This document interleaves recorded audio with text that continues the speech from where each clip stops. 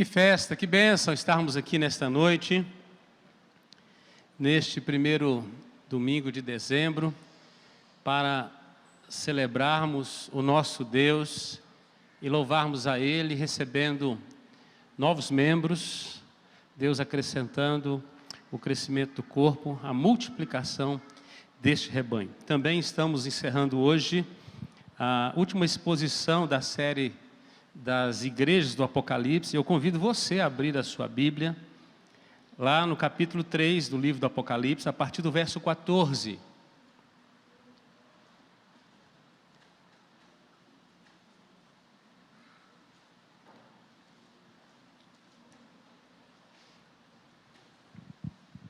Apocalipse capítulo 3, a partir do verso 14.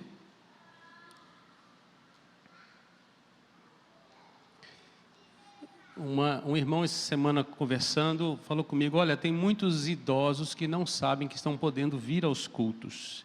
Então você que está me acompanhando, talvez você seja idoso e tem vontade de voltar a congregar, você pode vir sim, tá bom? Hoje está lotado, alguns irmãos tiveram que descer para o auditório, vão ter que usar o espaço lá, mas você pode vir usando aí os meios de proteção que você sabe quais são, as máscaras, vindo mantendo a distância aí necessária. Apocalipse capítulo 3, a partir do verso 14, e assim diz a palavra de Deus nesta noite. Ao anjo da igreja em Laodiceia escreve: estas coisas diz o Amém, a testemunha fiel e verdadeira, o princípio da criação de Deus. Conheço as tuas obras, que nem és frio nem quente. Quem dera fosses frio ou quente. Assim, porque és morno e nem és quente nem frio, estou ponto de vomitar-te da minha boca. Pois dizes: estou rico e abastado e não preciso de coisa alguma, e nem sabes que tu és infeliz, sim, miserável, pobre, cego e nu. Aconselho-te que de mim compres ouro refinado pelo fogo para te enriqueceres, vestiduras brancas para te vestires, a fim de que não seja manifesta a vergonha da tua nudez, e colírio para ungires os olhos, a fim de que vejas. Eu repreendo e disciplino quantos amo. Sê, pois, zeloso e arrepende-te. Eis que estou à porta e bato. Se alguém ouvir a minha voz e abrir a porta, entrarei em sua casa e cearei com ele e ele comigo. Ao vencedor dar-lhe-ei sentar-se comigo no meu trono, assim como também eu venci e me sentei com meu Pai no seu trono. Quem tem ouvidos, ouça o que o Espírito diz às igrejas. Todos juntos, o verso 22, vamos lá? Quem tem ouvidos, ouça o que o Espírito diz às igrejas. Pai de amor e graça, nós queremos ouvir Tua voz nessa noite. Clamamos pelo Teu Espírito Santo. Nos dirija a palavra, nos edifique, nos fortalece. Nesta noite, Senhor, ó Pai, que nós possamos, ó Deus, ó Pai, ter todos os nossos sentidos nesse momento, ó Deus, fitos à Tua voz. E que nada, nem ninguém nos roube a palavra do Senhor. Oramos por isso em nome de Jesus. Amém. Amados, muito diferente da igreja de Filadélfia, que não recebeu nenhuma desaprovação do Senhor, a igreja de Laodiceia só recebeu desaprovação. Em nenhum momento esta igreja foi elogiada. Na verdade, ela recebeu, foi um fator disciplinador do nosso Deus, correção, foi chamada para um conserto, para o arrependimento, a uma mudança total, a emendar as suas ações, a conformar com a vontade de Deus. O tema desta noite é uma igreja convidada, Laodiceia. Jesus termina a carta fazendo um convite a esta igreja. E eu, nesta noite, vou terminar fazendo um convite a esta igreja, as nossas vidas nesta noite, através desta palavra. O versículo 14, eu convido você a acompanhar o texto, fitar os olhos nele nesta noite. Diz assim: ao anjo da igreja em Laodiceia escreve: essas coisas diz o Amém, a testemunha fiel, o verdadeiro, o princípio da criação de Deus. A igreja de Laodiceia, Jesus se apresenta como aquele que está em completa sintonia com o Pai, que em momento algum está desalinhado. Ele só anda na vontade do Pai, ele faz a vontade do Pai, ele é a alegria do Pai, ele é a delícia do céu, e ele só anda na verdade. Ele que é o Amém, diz o texto, aquele que é a palavra encarnada, a testemunha fiel, e ele é testemunha de todas as coisas, das coisas que foram criadas antes delas serem criadas, dos propósitos, de discernir todas as coisas, da escolha divina antes da fundação do mundo. Lá estava. É a testemunha fiel de todas as coisas, o Deus Emanuel presente. Nada foge aos olhos desse que tem olhos como chamas de fogo. Este é a testemunha fiel e verdadeira. É o princípio da criação de Deus. Tudo começou nele, por ele se desenvolveu e consumará para a sua glória. O céu se delicia no Filho de Deus. Ele é a delícia do céu. É o primeiro homem a entrar no céu. 100% Deus, 100% homem. Dando ordens para que os portais eternos fossem abertos.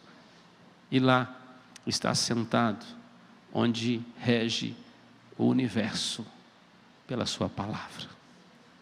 O verso 15 começa com a expressão que é repetida em todas as cartas, desse Deus presente, esse Deus que não é um Deus que construiu o mundo, ou chamou, amou a igreja, edificou a igreja e foi embora, mas é um Deus que conhece porque Ele convive com a igreja. Ele habita no meio da igreja, Ele caminha no meio da igreja, e diz o seguinte: conheço as tuas obras.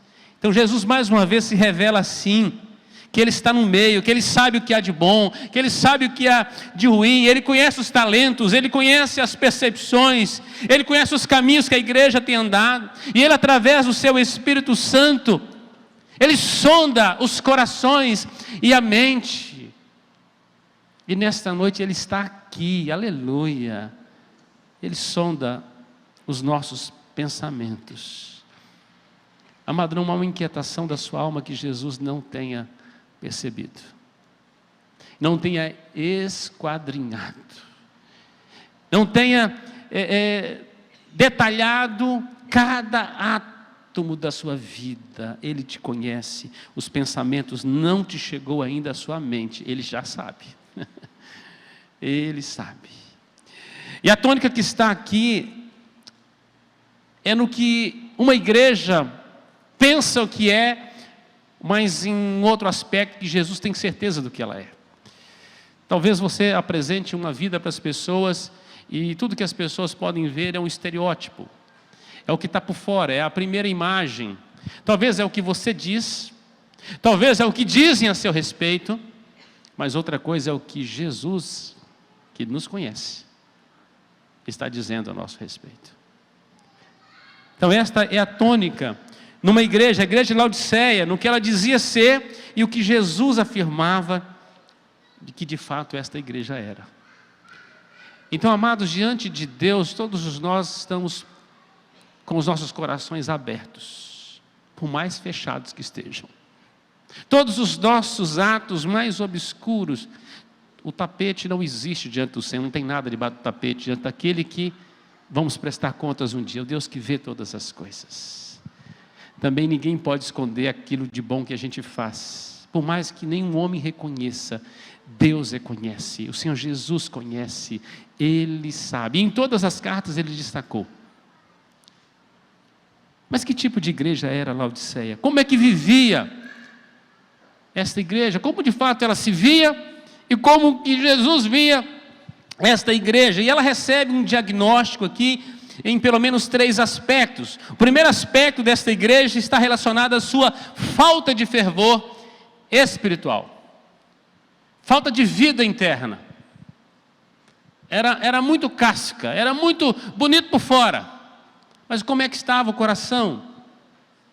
Jesus chama esta igreja, versículo 15 e 16, acompanha comigo. Ele diz assim: olha, conheço as tuas obras, que nem é frio nem quente. Quem dera fosses frio ou quente, assim porque és morno, nem quente nem frio, estou pronto a vomitar-te da minha boca. Esta igreja estava dando náusea no Filho de Deus, uma igreja morna, nem fria nem quente. Bom, primeiro esta cidade de Laodiceia, ela está num complexo de cidade, e principalmente entre duas cidades onde passa canais de águas. Em Herápolis, a cidade das águas que curam, das águas quentes, né? É o Caldas Novas, né? Lá da Turquia hoje, na Ásia Menor. E ali as pessoas eram curadas, ali era um lugar de cura, era um lugar de relaxamento, era um lugar terapêutico. E Herápolis. Essas águas que saíam dessas fontes termais, elas desciam, passavam pela cidade de Laodiceia e chegavam a Colossos, lugares de águas minerais, de águas frias. Entre essas duas cidades estava Laodiceia, mas a água, quando passava em Laodiceia, ela era imprópria para consumo, para beber. Na verdade, dava náusea em qualquer pessoa. Primeiro, pelo excesso de componentes minerais que ela tinha. Não sei se você já foi em um lugar que tem águas minerais, e tem algumas com excesso, você não consegue tomar, né? Quem já foi em São Lourenço, Caxambu, aquela região ali, Lambari, né? Tem águas maravilhosas ali no sul de Minas, mas tem algumas que você não consegue tomar, umas com excesso de ferro, e tanto pelo excesso como pela temperatura, era impróprio, morna. E o Senhor Jesus compara esta igreja ao estado da água que passava nessa cidade. Assim era. A igreja não estava quente, também não tinha morrido, não estava fria, não estava totalmente letárgica, paralisada. Até porque quem habitava e quem congregava nesta igreja eram pessoas que passaram pelo novo nascimento, que foram batizadas e recebidas no corpo de Cristo. Em janeiro nós fizemos visita a esta igreja, numa viagem, a Adriana estava comigo, e é linda a cidade. Inclusive, há ainda algumas ruínas lindas da igreja do primeiro século, lugares de batismo que haviam, ainda do primeiro século, lindo. Então era uma igreja que tinha toda uma estrutura de pompa, era uma cidade rica, afinal de contas. Mas essa igreja não estava quente, essa igreja não estava fervendo, o coração dos crentes não ardia pelas coisas de Deus. As reuniões de oração eram reuniões sem lágrimas. Amados, nós tivemos uma semana de oração preciosa. Se você não veio na semana de oração, você perdeu. Foi uma bênção. Deus derramou aqui algo sobrenatural essa semana, uma semana fervorosa na presença do Senhor. Então essa igreja tinha reuniões sem lágrimas. É oração para acordar, para almoçar e para dormir. Falta de sede de Deus, falta de vontade de crescer mais, de ter intimidade com Deus.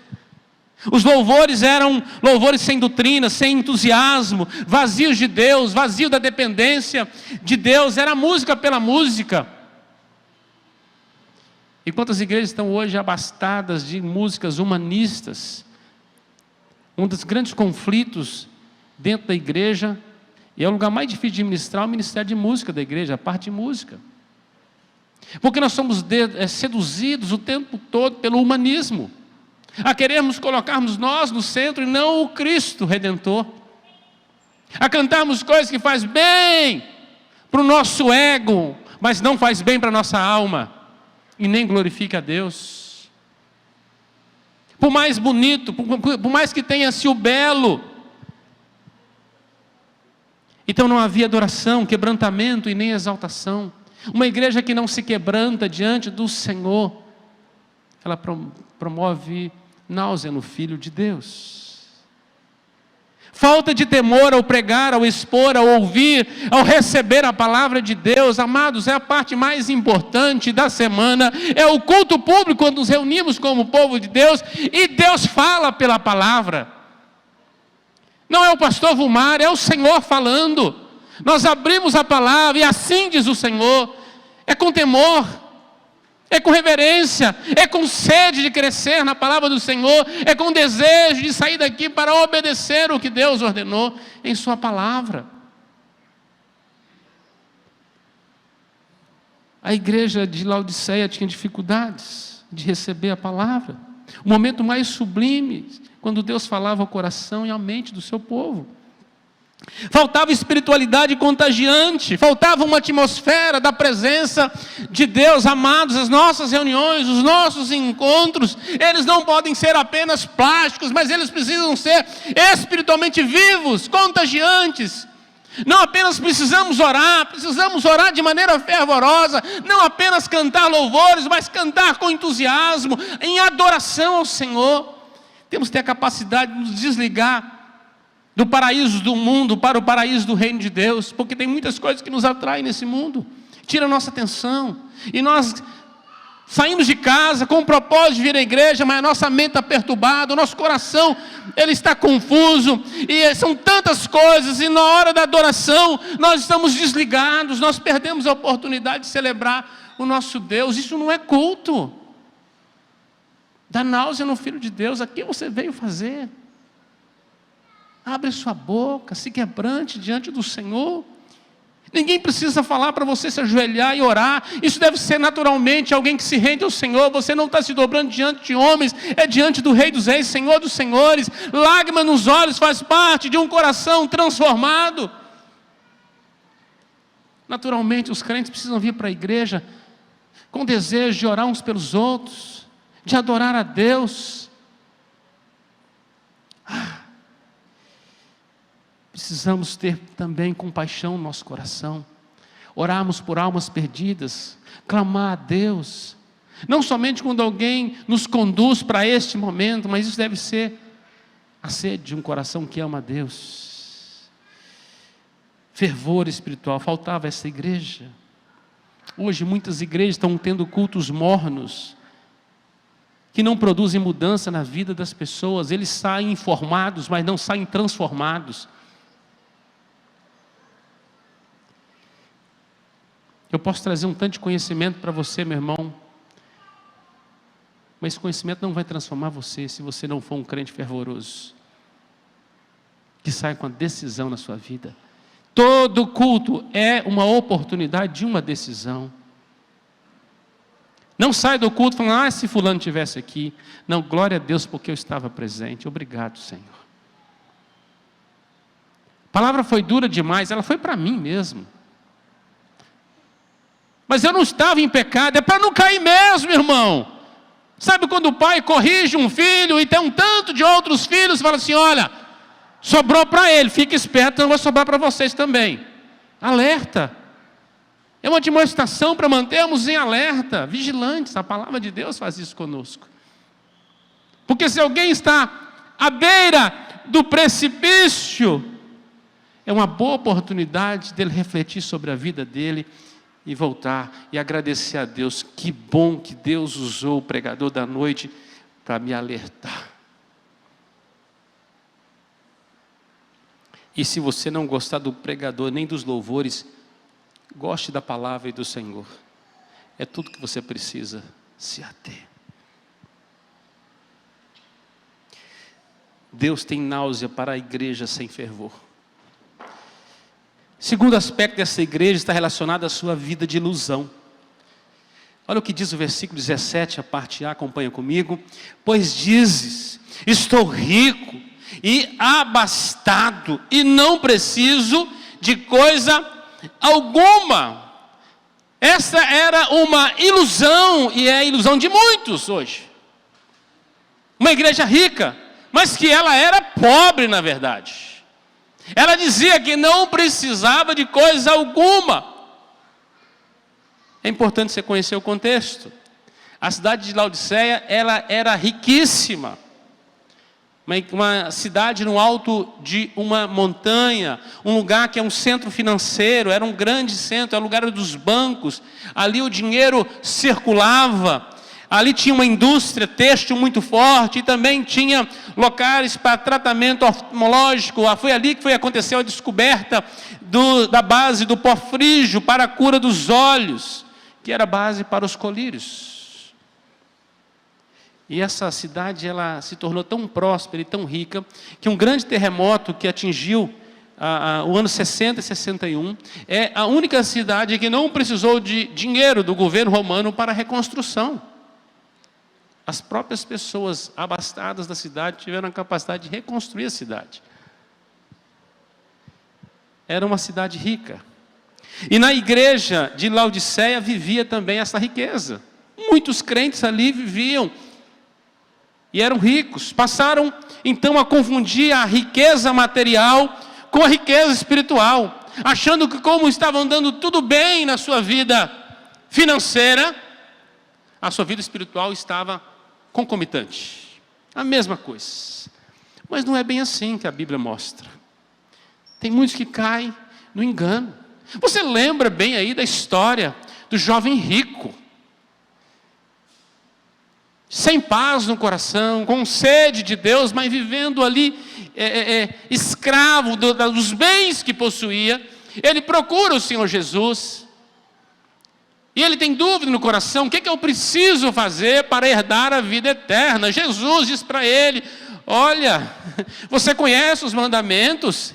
E ele vai dizer assim: olha, desde a infância, eu fiz o catecismo inteiro, eu conheço tudo, desde a infância eu tenho observado. Jesus fala assim: então você está indo bem demais, você já é presbiteriano, só falta ser salvo agora, vamos ver como é que vai andar na prova.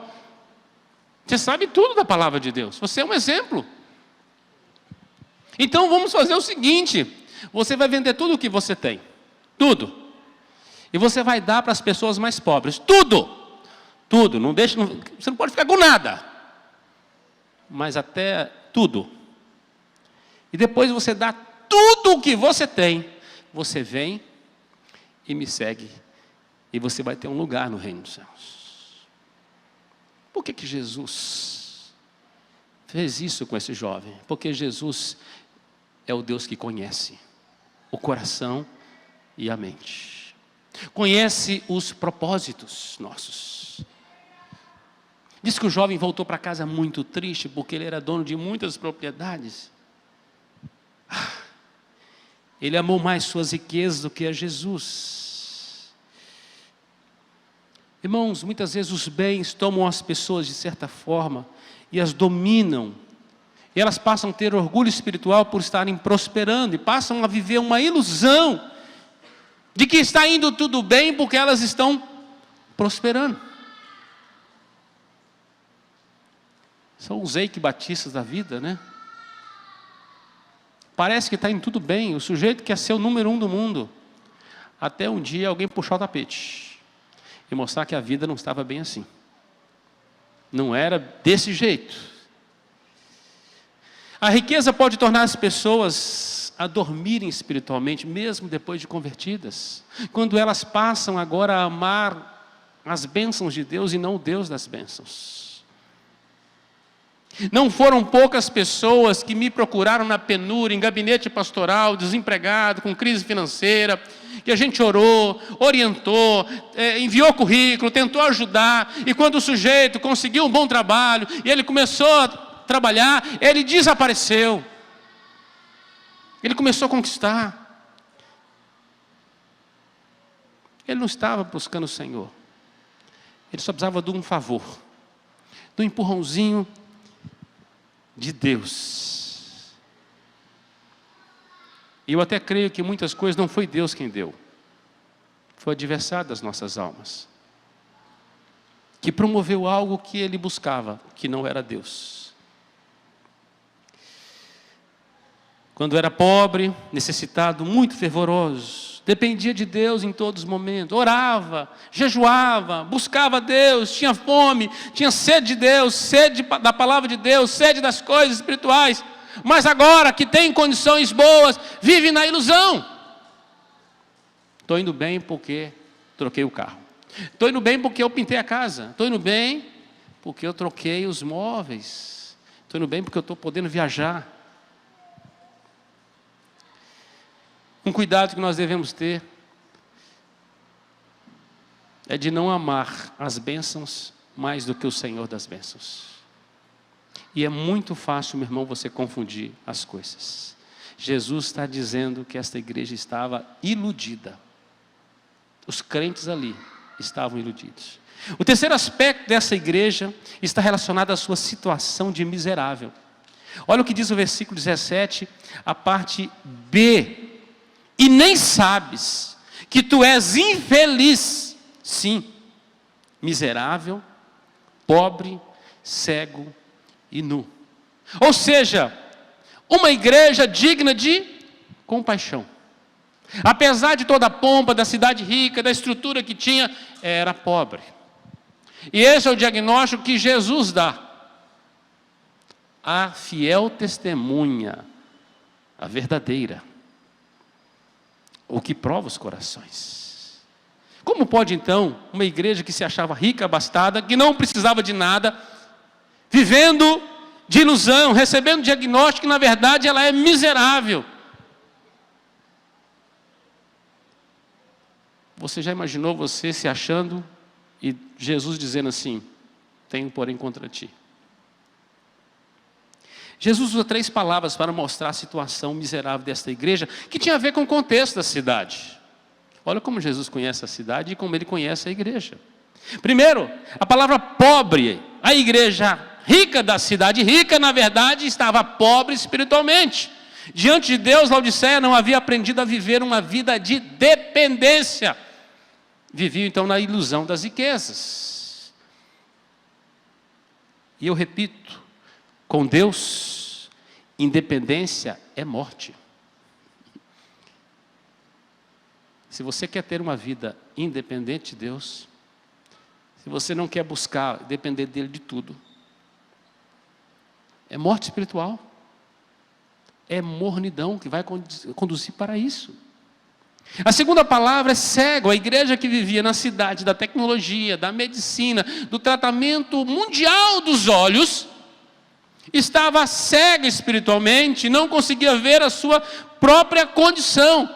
Era incapaz de ver a si mesmo, ver a Deus e ver o próximo como alvo do amor de Deus. Tinha dificuldade também de compartilhar. Afinal de contas, a conta bancária era muito grande. Mas do lado havia muitas igrejas pobres passando grandes dificuldades e que nunca foram lembradas por esses irmãos. A terceira palavra é nu. A igreja rica, na famosa cidade da indústria têxtil, da tecelagem, estava nu. Suas vestes estavam manchadas pelo pecado da avareza, da luxúria, da independência e da incapacidade de ver o seu próprio estado, o que não permitiu se examinar a si mesma. Vivia em pecado. Estava nu. E aí o verso 18, o Senhor Jesus dá um conselho para esta igreja. Talvez fosse o conselho para nós hoje. Olha o que diz o verso 18. Aconselho-te que de mim compres ouro refinado pelo fogo para te enriqueceres. Vestiduras brancas para te vestires, a fim de que não seja manifesta a tua nudez. E colírio para ungir os olhos, a fim de que vejas. Jesus quer restaurar a igreja. Então ele aconselha, ele encoraja a buscar nele a cura para o seu estado espiritual. E Jesus chama esta igreja a comprar dele 3 coisas. A primeira está aí: compre ouro refinado pelo fogo para te enriqueceres. Ao invés de confiar nas riquezas, nos bens materiais, num lugar onde os ladrões escavam e roubam, de depositar o seu coração nas suas posses, na sua prosperidade, no seu avanço, na sua boa formação, nos seus dons, em tudo aquilo que você tem adquirido neste mundo, por causa do seu braço valoroso, por causa da sua sabedoria, das oportunidades que lhe foram dadas, Jesus está dizendo: você precisa comprar um ouro melhor, um ouro refinado, o ouro espiritual, aquele que é livre das impurezas.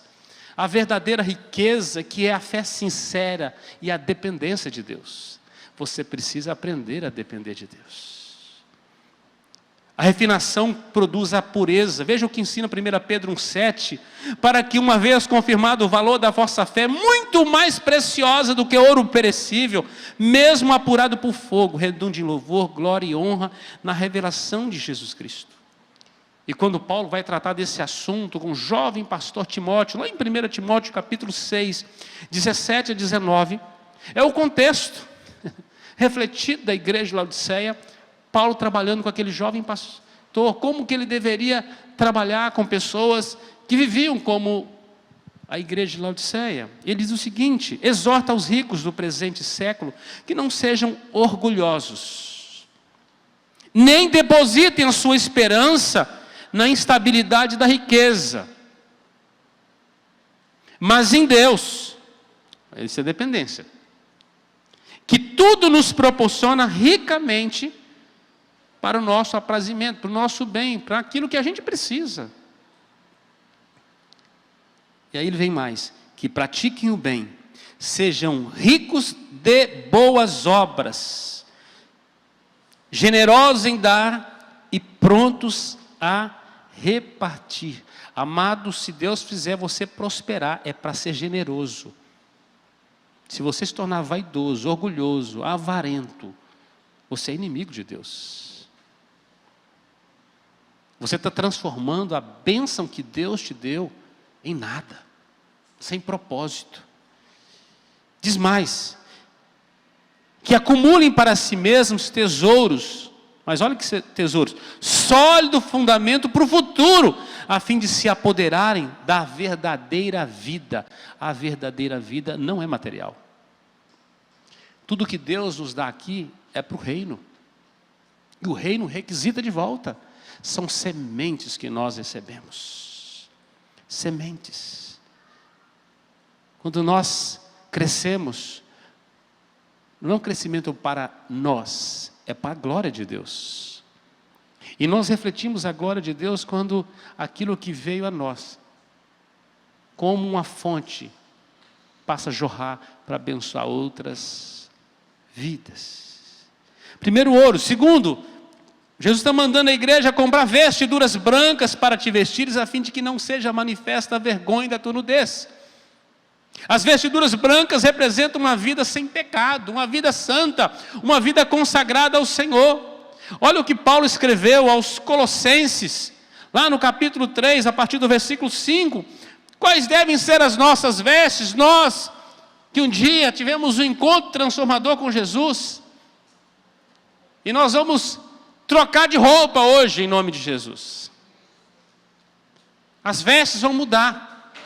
As vestes do velho homem precisam ser abandonadas. Olha o que diz o texto: fazei, pois, morrer a vossa natureza terrena, prostituição, impureza, paixão lasciva, desejo maligno e avareza, que é a idolatria. Por essas coisas é que vem a ira de Deus sobre os filhos da desobediência. Ora, nestas mesmas coisas andastes vós também no outro tempo, quando vivis nela. Agora, porém, o que diz? Despojai-vos igualmente de tudo isso. Ou seja, tira esta roupa, troca de roupa. Ira, indignação, maldade, maledicência, linguagem obscena do vosso falar. Meu irmão, o seu linguajar muda. Muda. Se você passou pelo novo nascimento, palavrão não entra na sua casa, nem na sua boca. Mudou. Ira, indignação, maldade, maledicência. Você não fala mal das pessoas mais. Não defrauda o próximo. Não mintais uns aos outros, uma vez que vos despistes do velho homem com seus feitos, e vos revestistes do novo homem, um novo homem, uma nova criatura, que se refaz pelo pleno conhecimento, segundo a imagem daquele que nos criou, na qual não pode haver grego, nem judeu, nem circuncisão, nem incircuncisão, bárbaro, cita, escravo, livre, porém Cristo é tudo em todos. É o que Cristo pode operar em nós. E ainda em Gálatas, capítulo 3, verso 27, diz o seguinte, o apóstolo Paulo: porque todos quantos fostes batizados em Cristo, de Cristo vos revestistes. A ponto de dizer, já não sou eu, mas quem vive é Cristo, que vive em mim. E lá em Tiago 1,27, o apóstolo afirma, a religião pura e sem mácula para com o nosso Deus e Pai é esta: visitar os órfãos e a viúva nas suas tribulações, e a si mesmo guardar-se incontaminado com o mundo. Isso é vestiduras brancas. Isso são vestes brancas. Em vez de buscar as roupas luxuosas para o corpo físico, você deve viver uma vida mais reta e mais justa diante de Deus. Jesus estava dizendo para a igreja de Laodiceia, você precisa trocar suas vestes. Você precisa de vestes limpas. As vestes de vocês estão contaminadas. Vocês precisam se vestir como um novo homem em Cristo Jesus.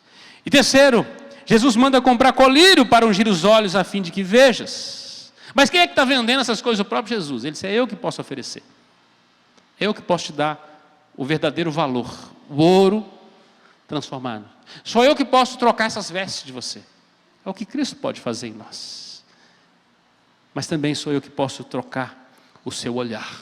Eu que posso dar o colírio para os olhos. A igreja precisa da visão de Jesus. E essa visão dá a capacidade a três coisas, que estão lá no livro de Isaías, no capítulo 6. Primeira capacidade é a capacidade de ver a Deus, de contemplar o Senhor, de contemplar a glória de Deus, de ser chocado pela glória transformadora de Deus, quando nós temos o contato da visão do Senhor. Deus precisa trocar essa visão nossa, essa cosmovisão mundana, carnal, fraca. Quando nós temos o olhar do céu, então nós passamos a poder olhar para nós mesmos. A glória de Deus refletindo em nós, o brilho da sua glória expõe a nossa vida. Expõe. A ponto de olharmos para nós mesmos. O profeta Isaías contempla a glória do Senhor, lá no capítulo de Isaías 6. Então ele diz assim, ai de mim, eu olho para mim mesmo, estou perdido. Eu sou um homem de lábios impuros e habito no meio de um povo pior ainda. E eu vi o Senhor. Eu sou impuro. Capacidade de olhar para si mesmo, seu estado. Então, uma vez que nós olhamos para aquele que é santo, que é digno de adoração, criador, sustentador de todas as coisas, esse colírio também nos dá a capacidade de olhar para o nosso estado. Como é que eu sei que eu estava sujo? Porque alguém expôs pela luz as minhas trevas.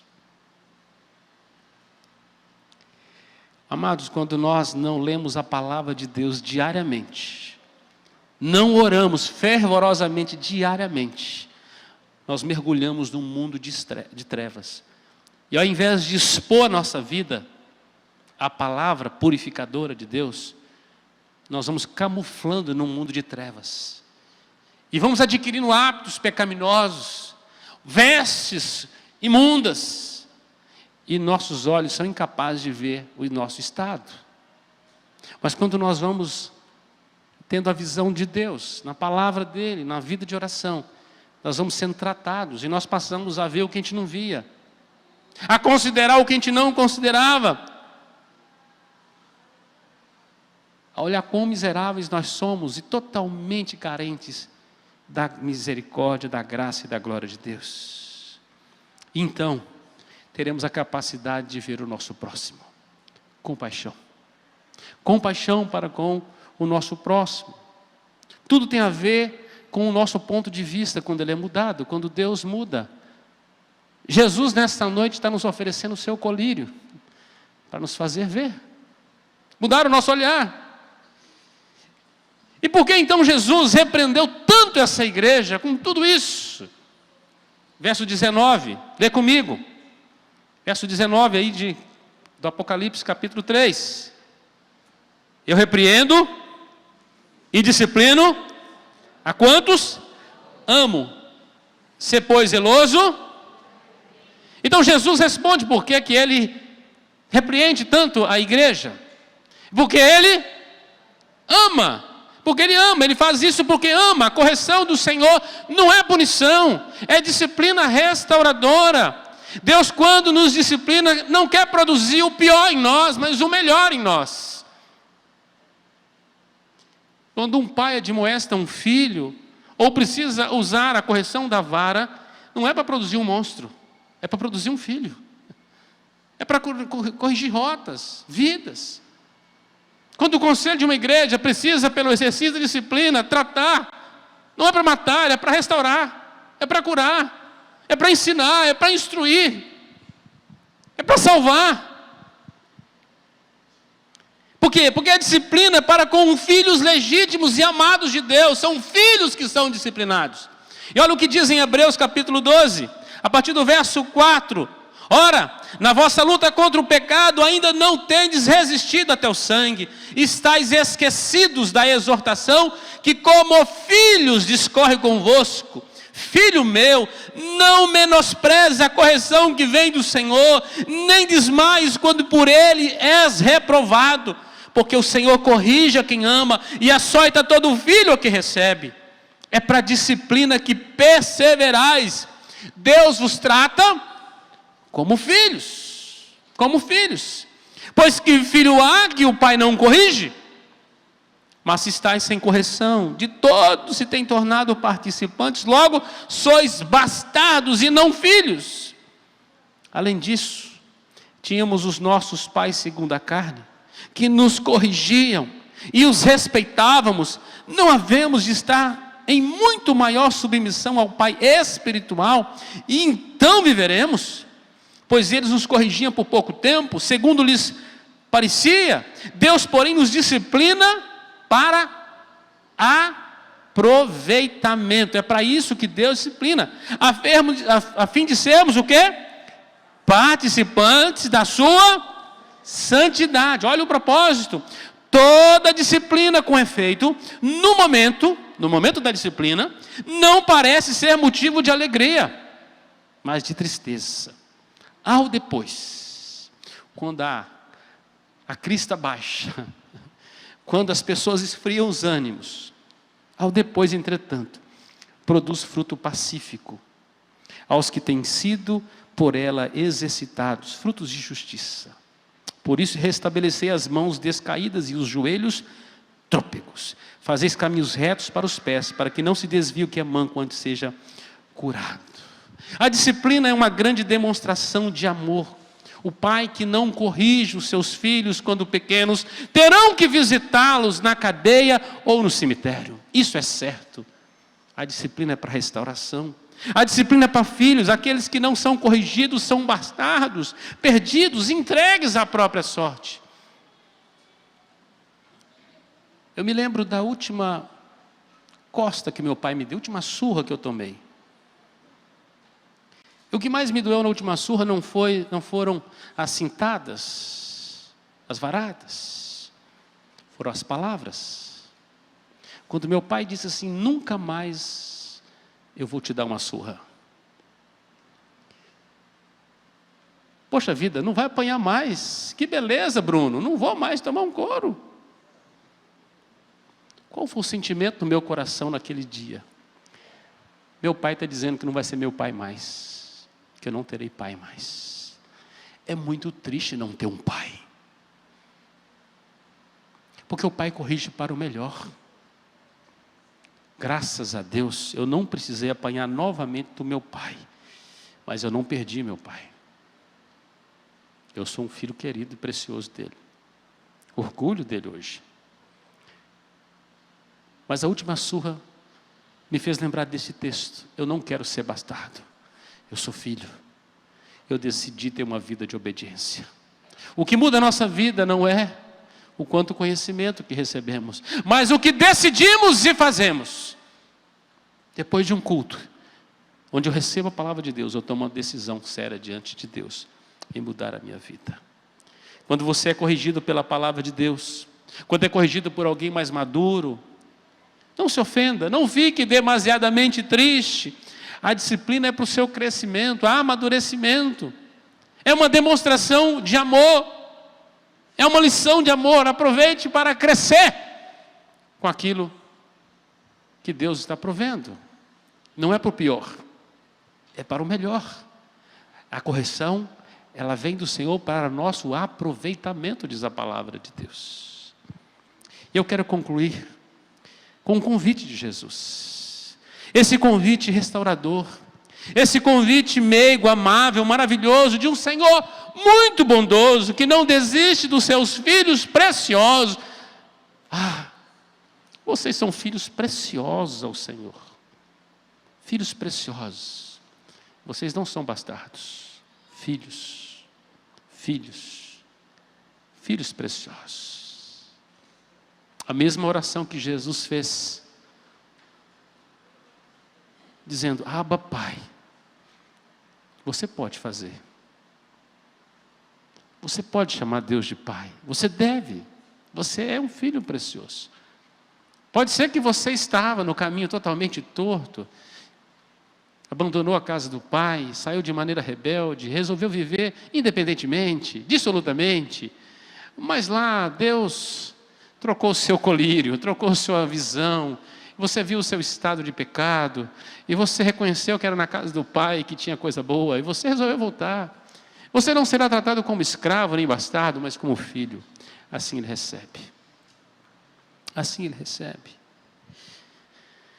Ainda que esteja errante, ainda que você esteja morno espiritualmente, iludido com a sua autoimagem, preso pela concupiscência dos olhos, da avareza e da independência de Deus, ainda que esteja cego pelo seu estado espiritual, com a visão distorcida de quem é Deus, do seu estado e do seu próximo, Jesus está aqui e te convida.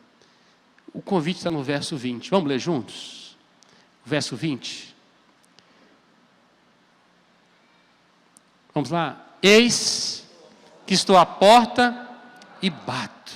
Se alguém ouvir a minha voz e abrir a porta, entrarei em sua casa, cearei com ele e ele comigo. De novo.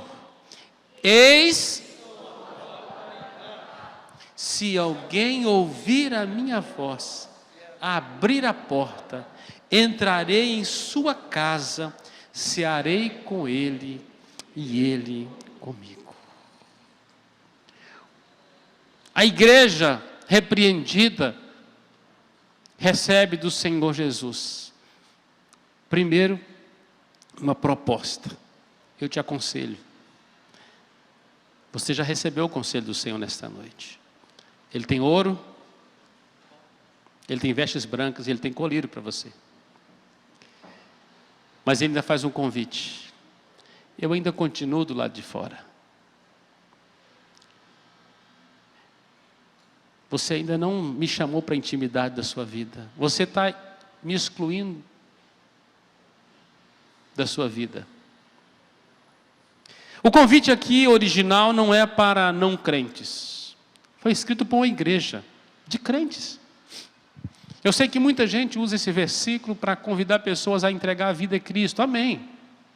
Que sirva como convite. Mas não é esse o sentido original do texto. É o convite para crentes. Para crentes que ainda não têm a intimidade do Senhor. O acesso foi aberto, mas ele continuou com a porta trancada. Essa porta é o coração.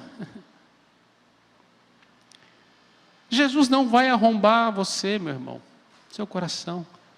Ele está à porta e bate. E bate.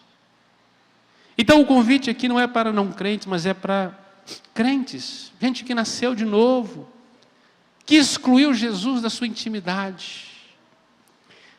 Jesus está batendo a porta nesta noite. Quem abrirá? Quem abrirá? Jesus está batendo a porta nesta noite. Quem abrirá? Ele repreende, ele disciplina, ele corrige, ele conhece, ele sonda a igreja, ele sabe o que tem de bom, ele sabe o que não tem, ele alerta, ele oferta, e ele está batendo a porta. Quem vai receber a bênção do verso 21? o vencedor, que ganhará o direito de sentar no seu trono com Ele. Jesus está batendo a porta. Quem tem ouvidos, cuidado se você não está muito ocupado nesta noite, que você não está escutando que Jesus está batendo a porta da sua vida. Ele quer mudar o nível da relação com você nesta noite.